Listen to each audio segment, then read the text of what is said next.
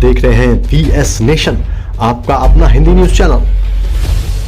VS nation में आपका एक बार फिर स्वागत है। दोस्तों, अक्सर लोग समाज सेवा से राजनीति का सफर तय करते हैं, लेकिन श्रद्धा मौर्य वसई की ऐसी लेडी हैं, ऐसी महिला हैं जिन्होंने राजनीति से समाज सेवा का रास्ता अख्तियार किया और राजनीति को छोड़ दिया, और आज वो हर क्षेत्र में समाज सेवा कर रही हैं और ख़ासकर लॉयंस क्लब में जुड़कर उन्होंने बहुत ज़्यादा ही समाज सेवा की है। उनकी पूरी समाज सेवा को देखते हुए, उनके सोशल वर्क को देखते हुए, उनके कार्यों को देखते हुए वसई गौरव अवार्ड VS नेशन उन्हें देने जा रहा है। श्रद्धा जी, वसई सत्ता जो कि अभी VS नेशन है, अभी उन्होंने पिछले साल से VS नेशन ने वसई गौरव अवार्ड की शुरुआत की है और इस बार सोशल वर्क के लिए आपको चुना है और आपकी सेवाएं देखते हुए, आपकी सोशल सर्विस को देखते हुए ये नॉमिनेट आपको किया है VS नेशन ने। तो कैसा लग रहा है आपको? मुझे बहुत अच्छा लग रहा है क्योंकि VS नेशन जो वसई सत्ता है उससे मेरे संबंध बहुत पुराने हैं। हम लोगों ने काफ़ी साथ में काम किया है और मुझे अच्छा लग रहा है कि वसई सत्ता इस मामले में बहुत आगे बढ़ रही है। मैं उनको कॉन्ग्रेचुलेशंस कहना चाहूँगी, ऑल दी बेस्ट कहना चाहूँगी, क्योंकि वो जो ये कार्य कर रहे हैं वो सराहनीय है कि हम जब सोशल वर्क करते हैं तो हमें बहुत सारा उलझनों का सामना करना पड़ता है, हमारा टाइम, पैसा सब कुछ देना पड़ता है, और ये जो अवार्ड्स होते हैं ये हमारे लिए बूस्टर डोज होते हैं। इससे हमें और ताकत आती है कि हम और ज़्यादा अच्छा काम करें। श्रद्धा जी, वसई में आप कब से हैं और कब से सोशल सर्विस में आप? मैं वसई में 25 साल से हूँ और 15-16 साल से मैं सोशल सर्विस में हूँ। तो क्या क्या एक्टिविटीज़ आपकी मेन रहती हैं, किस तरह आप लोगों की हेल्प करते हैं? मेरे तो 3 NGO है। एक स्त्री सखी चैरिटेबल ट्रस्ट है, स्त्री विकास सामाजिक संस्था है, और एक मेरा महिला रेलवे प्रवासी संगठन है जो रेलवे के लिए, रेलवे में जो प्रवास करते हैं उनके महिलाओं के लिए काम करता है। और मैं लायंस इंटरनेशनल डिस्ट्रिक्ट 231 से जुड़ी हुई हूँ गए 8-9 सालों से। तो बहुत विभिन्न प्रकार के समाज कार्य हम लोग करते हैं। मेरा NGO अलग काम करता है, लायंस इंटरनेशनल तो करोड़ों रुपए के काम करते हैं। फिर मैं महिला दक्षता समिति में मुख्य हूँ, भरोसा सेल में हूँ, उसमें से भी हम लोग काफ़ी फैमिली मैटर्स, काफ़ी कॉलेज युवती की, लड़कियों की, पीड़ित महिलाओं की मदद करते हैं। तो मतलब कभी कभी ऐसा होता है कि आपकी फैमिली भी डिस्टर्ब हो जाती है इन सब चीज़ों से सोशल, तो फैमिली सपोर्ट आपको कितना है? नहीं, मुझे फैमिली सपोर्ट है क्योंकि मेरे हस्बैंड जो है वो शिप पे रहते हैं, तो वो यहाँ रहते हैं 6 मंथ, लेकिन जो भी सपोर्ट है वो हमेशा रहता है उनका, क्योंकि उन्हें अच्छा लगता है कि मैं कुछ अलग तरीके से काम कर रही हूँ, समाज के लिए कुछ काम कर रही हूँ। और मेरा एक बेटा है जिसने अभी अपना एजुकेशन फिनिश करके वो अभी कुछ काम में पे लगा है, बट उसे भी बहुत अच्छा लगता है कि मेरी मम्मी कुछ अलग कर रही है सबकी मम्मियों से, तो उसका भी मुझे काफ़ी सपोर्ट रहता है।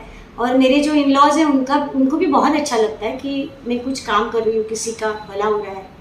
तो फैमिली सपोर्ट मुझे पूरा है और दोस्तों का भी सपोर्ट बहुत अच्छे से।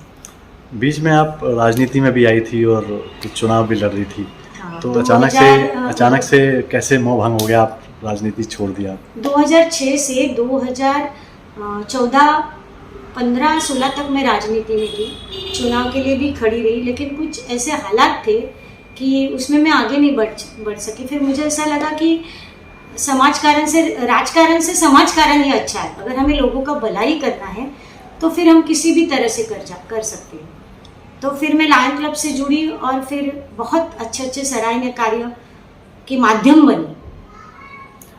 तो कुछ ऐसे बड़े कार्य जिनकी सराहना आपको मिली हो, जिनकी वजह से आपको और अवार्ड भी मिले हैं, तो उनके बारे में कुछ बताइए। हाँ, जैसे कि ये साल में मेरे पास DC विजन था। विजन मीन्स आँखें, नेत्र, उसके लिए मैंने बहुत काम किया। करीबन मैंने 700 लोगों के मोतीबिंदु के मतलब कैटरेक्ट सर्जरी की है। उसमें 200 से मैंने आई चेकअप कैंप किए हैं। 17-18 हज़ार लोगों को हम लोगों ने मुफ्त चश्मे वितरण किए हैं। उसमें मैंने 10,000 से ज़्यादा स्कूल बच्चों का स्क्रीनिंग किया और उसमें 3 केसेस ऐसी थी कि वो करीबन वो लोग ब्लाइंड थे। एक लड़की थी 12 साल की, वो तो ब्लाइंड थी, और उसके मम्मी पापा थे, पेरेंट्स थे, वो तो रास्ते पे ऐसा मजदूरी करते थे। उनके बस की बात ही नहीं थी कि वो बच्चे का ऑपरेशन कर सके। लेकिन वो बच्चे जिस स्कूल में पढ़ती थी और वो बहुत होशियार बच्चे थी, उसको आगे पढ़ना भी था, लेकिन उसकी जो आँख थी उसका ऑपरेशन स्पेशल था और उसको करीबन 1-1 लाख रुपया, मतलब दोनों आँखों का 2 लाख रुपया खर्चा था।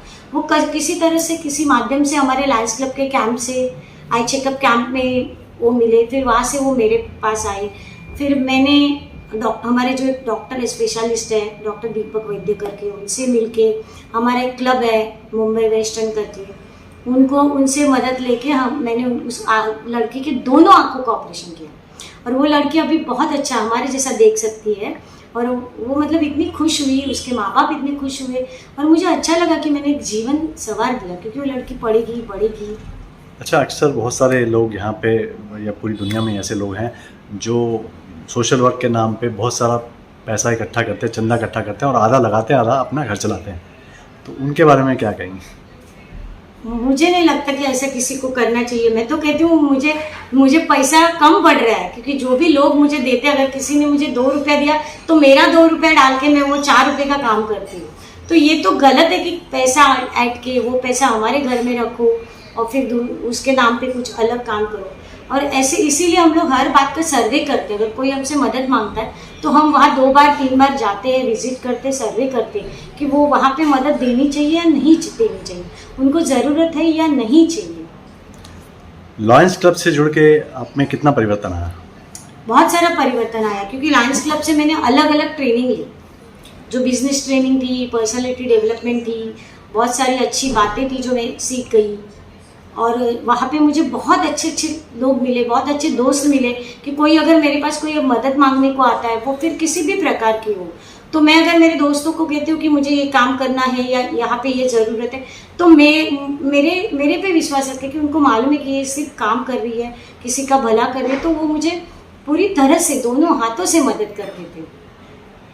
और आगे फ्यूचर में आपके क्या सपने हैं, क्या आपके हॉबीज़ हैं जो आप कुछ टारगेट अचीव करना चाहती हैं? हाँ, मेरा वुमेन्स एम्पावरमेंट ये मेरा बड़ा सपना है। मैं चाहती हूँ कि वुमेन्स की लॉबी बन जाए। हर महिला में कुछ खास गुण होते हैं और हर महिला काम कर सकती, घर में रह के भी वो हर महिला कुछ काम करे 2 घंटा 3 घंटा, और वो खुद की कमाई करे, खुद के पैरों पे खड़े हो जाए और वो अपने बच्चों को भी अच्छे से पढ़ाए और आगे बढ़े। इसके लिए आप क्या कुछ रोड मैप आपने बनाया, क्या किस तरह से? मैंने किया है, क्योंकि मैंने 2-3 वुमेन्स क्लब बनाए हैं, जिसमें मैंने लायंस क्लब में वुमेन्स को जोड़ा है, और एक वुमेन्स बहुत अच्छा काम कर रही है।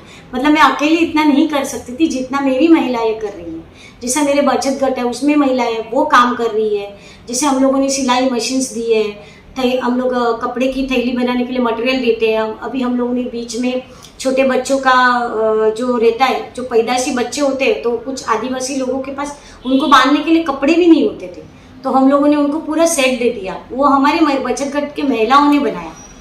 तो ऐसे मैं चाहती हूँ कि थैली बनती है, मास्क बनते हैं, बहुत सारे स्कूल यूनिफॉर्म्स बनते हैं, ऐसे बहुत तरीके के काम है। जैसे अभी खाद्य बोलो तो जैसे अनाज में जैसे हम लोग बहुत सारी चीज़ें बनाते हैं, महिलाएं बेचती है, दिवाली का फराळ बनता है, तो वो सब मैं चाहती हूँ कि हर एक महिला को कुछ ना कुछ काम मिले और वो महिलाएं आगे बढ़े। और उस पे तो हम लोग का काम चालू ही है, मेरा तो बहुत सालों से मैं कर रही हूँ। आज से मान लो 20-25 साल पहले और आज महिला को कहाँ देखती हैं आप? नहीं, मैं देख रही हूँ महिलाओं में बहुत सारा परिवर्तन आया। महिलाएं पहले पढ़ना नहीं चाहती थी, उनको पढ़ाई नहीं करनी थी, कुछ सीखना नहीं था, लेकिन आजकल महिला खुद आगे आती है, कहती है कि मुझे सीखना है, मुझे ब्यूटी पार्लर का कोर्स करना है, मुझे ये सीखना है, मुझे वो करना है। वो खुद का उद्यम आधार बना रही है, खुद के वेबसाइट्स खोल रही है, मतलब आगे आ रही है, किसी ना किसी की मदद लेके, किसी ना किसी के सहारे वो लोग आगे बढ़ रही है। मतलब वो घर में नहीं बैठना चाहती, वो उनको भी समझ में आया है कि हर चीज़ के लिए हमें शिक्षा और पैसे की ज़रूरत है, तो वो कमाने के लिए और वो शिक्षा पाने के लिए वो तैयारियां कर रही है। जैसे कि हम लोग ट्रेनिंग दे रहे हैं, तो वो ट्रेनिंग के लिए आ रही है महिला, हमसे बहुत सारी महिलाएं जुड़ रही है। जैसा कोई अगर हम लोग बिजनेस प्लान ला रहे हैं और हम लोग कह रहे हैं कि भाई अभी ऑनलाइन बिजनेस बहुत चल रहा है, जैसे कि ज्वेलरी बिजनेस है, साड़ियों का बिजनेस है, गिफ्टिंग का बिजनेस है, तो हर महिला कर रही है, फैशन से, तो वो हर महिला कहीं ना कहीं पे जुड़ी हुई है और काम कर रही है, आगे बढ़ रही है। तो आजकल महिलाओं को ऐसा लगता है कि हमें भी आगे बढ़ना चाहिए, 2 पैसा कमाना चाहिए, क्योंकि एक अकेले पे घर चलेगा नहीं।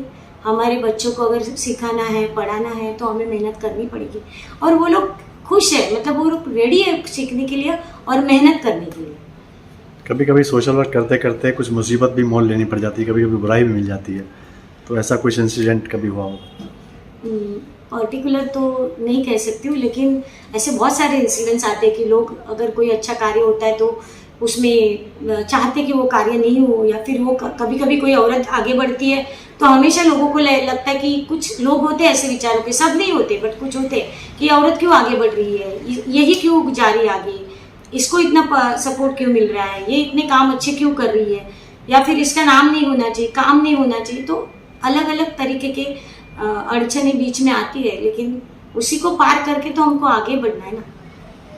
तो और क्या कुछ कहना चाहेंगी आप नए जो लोग लायंस क्लब में आना चाहते हैं या सोशल वर्क करना चाहते हैं, उनके लिए कुछ आप सुझाव सजेशन देना चाहेंगे? मैं तो कहना चाहूँगी कि लायंस क्लब एक ऐसा प्लेटफॉर्म है कि अगर आपके पास अच्छे कांटेक्ट है तो आप लायंस क्लब से जुड़िए। अगर आपके पास वक्त है देने के लिए, आप काम कर सकते हैं तो लायंस क्लब से जुड़िए।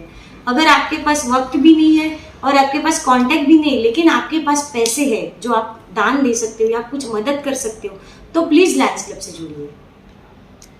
धन्यवाद वीएस नेशन से बात करने के लिए। हमारी ये रिपोर्ट अच्छी लगी हो तो हमारा चैनल सब्सक्राइब करें, लाइक करें, शेयर करें और बेल आइकन दबाना ना भूलें।